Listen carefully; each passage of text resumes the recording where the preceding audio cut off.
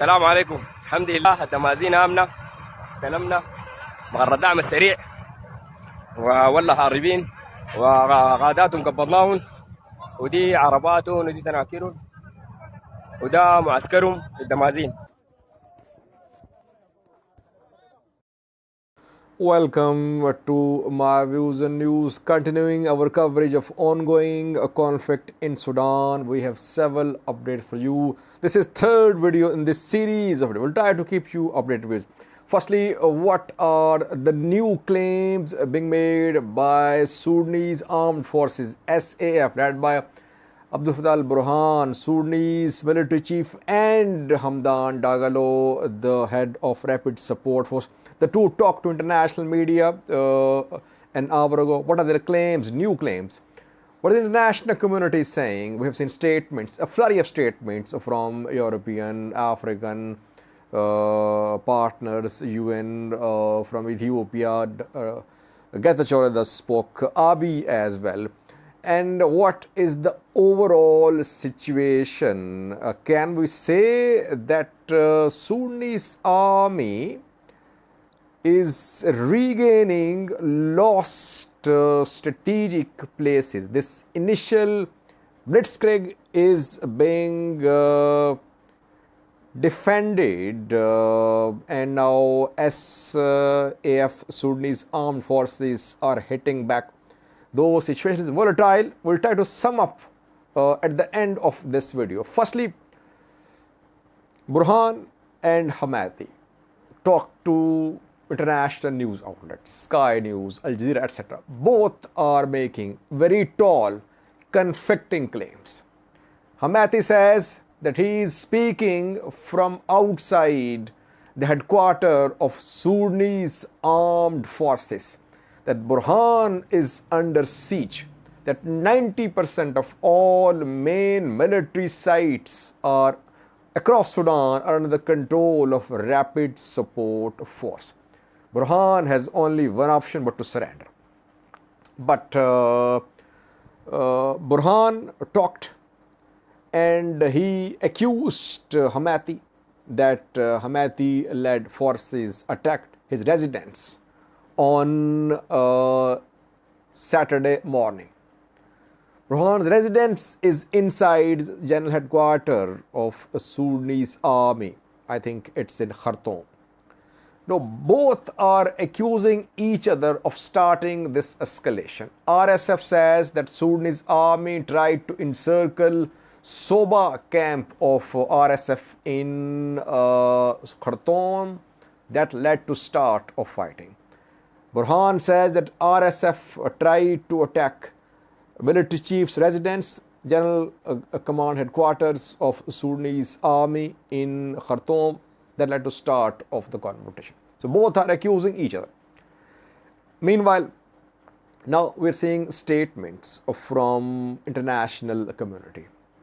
Egypt, we are waiting for Egyptian statement. Why? Because we know that a few hours ago from Merowe Air Force Base, RSF fighters captured dozens of Egyptian soldiers and some fighter jets of Egyptian Air Force. Egypt spoke, but Egypt is not fueling the conflict so far, at least in statements. Egypt is calling for dialogue. That dialogue, restraint is the way forward. From Ethiopia, we saw statements from PM Abiy. PM Abiy issued a statement in Arabic language, calling Sudanese brothers. He said, Sudanese are our brothers. They should show restraint and resolve the issue at the table. Getachew spoke from Tigray, saying fighting it out is not typically a Sudanese way of resolving conflicts. Our brothers should resolve this issue at the table. Antonio Guterres from UN talked to Hamati. He was trying to reach al-Burhan as well. We've seen statements from African Union, from Middle Eastern countries, from EU, from US, all calling for calm. Question is there any direct engagement, any talk between Burhan and Hamati so far? No. No confirmation of any direct call or contact in the past few hours between Houthi and Al Burhan. So far, both are sticking to their positions. Meanwhile, RSF has assured Egypt that Egyptian soldiers captured at Merowe Air Base are safe. Houthi called them brothers. He said Egyptian soldiers are brothers, they are safe, they'll be returned safely once security situation improves. Sudanese borders with neighboring countries being closed gradually. Chad has announced to close its border, a long border. No news of closure of border with Ethiopia, Eritrea, other countries. So far, Chad has confirmed the closure of its border with Sudan. Now, claims made by two sides. Official claims and then what is on the ground situation. RSF says that General Command Headquarters of Sudanese Army is under its control. Khartoum Airport under its control. Engineering facilities, engineering core of Sudanese Army in Omdurman under its control. State TV, state television under RSF control. Air navigation under RSF control. Divisional headquarters of Sudanese Army in Darfur. Soba al-Baghir camp under its control. Jabal Alia Air Base, Merowe Air Base as well. And Houthi says that its forces have captured 60 tanks and hundreds of APCs in this conflict so far. And he accused Islamists. He said Islamists are now fighting, that army officers are joining us. It is mainly the Islamist faction which is fueling this conflict. The two sides are making claims about defections, conflicting claims. RSF claims that senior general of Sudanese Army, Dr. Mubarak, has defected and joined RSF. Sudanese Army says that a general of Rapid Support Force, Major General Al-Khair Abu Maridat, has joined Sudanese Army. So you see, both are making conflicting claims about defections. Sudanese Army claims that all camps of Rapid Support Force in Omdurman have come under the control of Sudanese Army. Engineering Corps under Sudanese Army. Headquarters of Sudanese Army in Khartoum under the control of Sudanese Army. Khartoum Airport was attacked, it has been cleared. Engineering Corps attacked, cleared. And state television, radio station, there also operation underway. And Sudanese Army has shared two clips so far. One is from Damazin in Blue Nile state, where an RSF camp was attacked by Sudanese Army, fighting ongoing there. Second clip is from Nyala, South Darfur. Here again, fighting between RSF and Sudanese Army, claiming to be in control of Nyala, South Darfur and Damazin in Blue Nile. But not many pictures, videos have been shared by Sudanese Army from Khartoum, from Omdurman, which the main push of RSF's offensive is towards capital city, inside Khartoum, inside Omdurman. Sudanese Army is sharing pictures, videos from Blue Nile state, from Nyala, South Darfur, etc.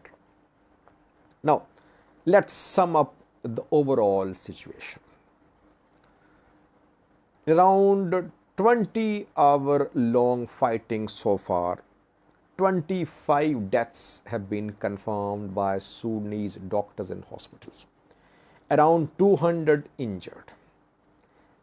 Electricity, water services suspended, cut off in capital city Khartoum, Umidurman.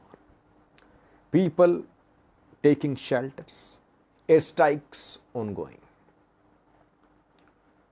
Rapid Support Force is making very tall claims. Overall situation is volatile. Situation around the headquarters of Sudanese army in Khartoum is volatile. Khartoum airport still unable to resume flight operations. A Saudi plane came under attack there yesterday, and we have seen pictures, videos of RSF fighters entering Khartoum airport. And so far, Sudanese army has not shared anything from the airport that is in control of airport. So that is why situation volatile at the airport as well. In Umidurman, heavy airstrikes are being conducted by Sudanese army on RSF camps. Overall, the Sudanese army has some advantages. The biggest advantage it has is air superiority. It has fighter jets, planes, drones, helicopters. RSF don't have air strength, no air assets. Sudanese army has heavy weapons, tanks, artillery pieces, APCs. Rapid Support Force does not have a large number of such heavy weapons, though Houthi claims that his forces have taken around 60 tanks and dozens of APCs. But in terms of weapons, in terms of capabilities regarding equipment, Sudanese army has clear edge. Rapid Support Force fighters are organized. They are known for fighting. They've been accused of war crimes as well. They are known as ruthless fighters. Sudanese army, on the other hand, is not seen as a very strong army in this region, partly due to splits within the army, partly due to army's role in politics. It's difficult to predict now at this point of time the future course of this conflict. But last night, Houthi said that this operation will take some time. In coming days, his forces are going to be fully in control of entire Sudan, or all the strategic sites in Sudan. So far, situation is volatile. We can sum up, viewers. Try to update you in coming videos about this ongoing conflict in Sudan. Thank you for watching.